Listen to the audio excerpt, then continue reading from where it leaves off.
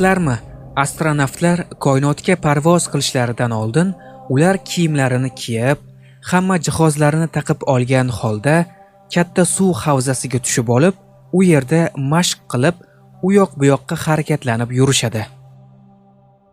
Chunki koinotda yurgan odamni atrofdagi holat uni xuddi suvda yurgandek his qilishga majbur qiladi. Qisqa qilib aytganda, agar siz koinotga chiqsangiz, o'zingizni xuddi suvga tushib qolgandek his qilasiz.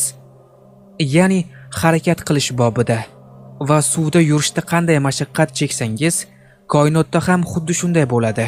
Koinotda nimaiki bo'lsin, u odam bo'ladimi yoki koinotga uchirilgan kema bo'ladimi, quyoshmi, oymi, yulduzmi, farqi yo'q. Hammasi suvda suzib yurgandek harakat qiladi. Alloh taolo Qur'oni Karimda shunday deb marhamat qiladi.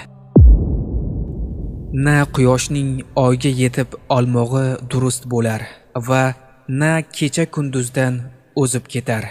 Har biri falakda suzib yurar. Har biri falakda suzib yurar. Har biri falakda suzib yurar.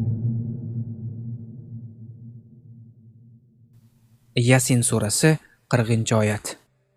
Ha qadrdonlar, Alloh taolo bizga bu ilmni 14 asr oldin bildirib bo'lgan. Qoyil qolmasdan ilojimiz yo'q. Mana bu ko'rib turganingiz esa Snapdragon deb